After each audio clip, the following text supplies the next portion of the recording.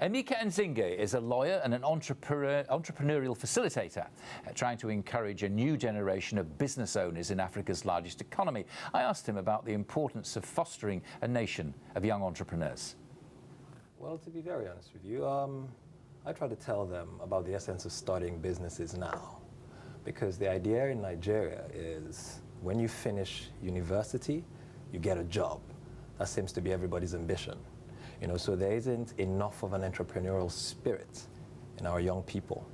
But the reality now is very few jobs, and even for those who can get jobs, the remuneration is little or nothing. So the question is, what do we do about this? So I let them know that if, whilst you're in university, you start to think about what it is you want to do, what your passion is, and how can you turn that passion into something lucrative, then when you come out of the university, you are better positioned to start your own business. So we now take them through the principles of that, bearing in mind that I have started a business in Nigeria, which I would say is, somewhat successful. I mean, there's so much more we can do, but I mean, we're happy with where we are. Are they doing this in parallel with the university course then, or is no, not necessarily, and that's the problem, because the whole idea of this soft skill is to supplement the university education, because university education is all about what you're studying, the academic part of it. Sure. But then the soft skills is telling you that you need to now think about what you want to do as opposed to just going into an employment. Okay, so the implication of what you're saying is that universities are unloading a lot of people onto a jobs market which is too slim, too thin and such. Well, so does that imply that you would encourage people maybe not to go to university and start getting those skills at an age of 16 or 17, which they could perfectly well do, presumably? To be honest with you, university is not as popular anymore. There are people now who do other things and make so much more money than people who go to university. I mean, gone are the days where your parents would tell you, you have to be a medical doctor, you have to be a lawyer, you have to be an engineer. Now you have the musicians, you have people who actually just go into the entertainment industry and they're doing so well. And social media helps. Social media helps. I mean, the social media boom is amazing. When you have Instagram, people post pictures, so they just get popular for, whatever it is they're doing. Can we talk specifics about, because you are somebody who does sit down with people and be quite specific about what you think they ought to do. You encourage people obviously to have goals. Yes, and everybody says that, who must have goals. How do you actually instill that in people? How do you encourage them to do that? How do you make them think about it, and that's part of what our session does. So what are your goals? What is it that you want to be when you grow up? What is it that you think you're most proficient at?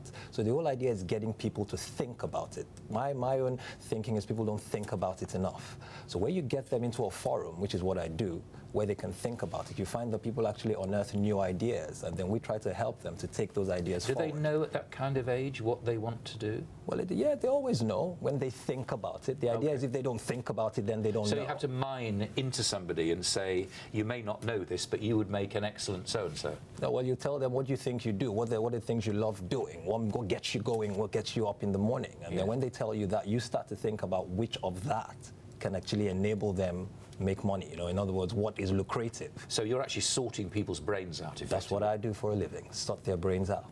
Okay. Exactly. Could we just talk about the money side of things? Yes. Now, entrepreneurialism, it doesn't necessarily have to have the traditional ways of being lent money so you can start a business. There's crowdfunding and all those kind of things.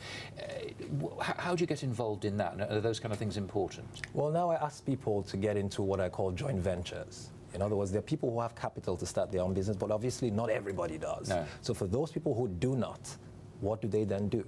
So the idea is get involved with people who have started, go meet them, speak to them, see how you can become affiliated. You mean with like them. Business angels? Yes, business angels, how you can become affiliated with them. And then obviously from that, you grow, and then you can now establish yourself. Now, you'll go back to Nigeria and continue with your good work, no doubt. Tell me about Nigeria right now. Hopes from Buhari. No cabinet yet? It's a fantastic time to be a Nigerian. I'd say that to you.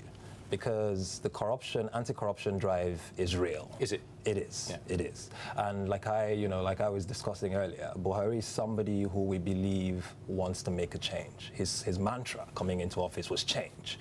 And we're beginning to see that. We're beginning to see that he's trying to go after those who have looted the economy, trying to bring our money back, and trying to create that idea for us young people that if you work hard, you can get to your goal.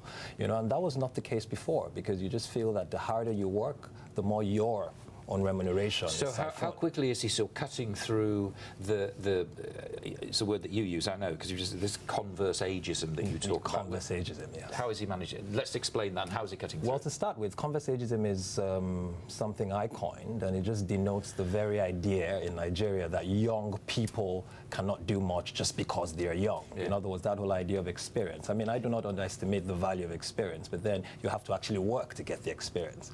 So if we kind of started that culture where young people are given more of a chance to show what they can do with their new ideas, with their new, mindsets, then I feel that we can go much farther than we are now. Here's the most difficult and final question for you. How will you judge whether you've done a good job? How long will it take? Where will the change show itself in Nigeria? Well, the change will show itself, I would say, in another... I always say people should give the present regime some time. So I would say maybe 8 years. And then people who start now, how well have they done in 8 years? What is their progression rates? And then when you look at them in 8 years, would you say that they were able to imbibe the concept that you gave them, or do you say it was just something you said and, flew out of the window? Right. So I think it's something that we'll judge in the future as time goes on. Emeka, thank you very much indeed for joining us. Thank you very much. It's been a pleasure. Thank you. Thank you.